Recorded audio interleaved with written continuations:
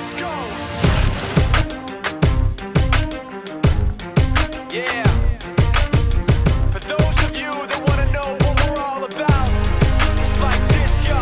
This is 10% luck, 20% skill, 15% concentrated power of will, 5% pleasure, 50% pain, and 100% reason to remember the name.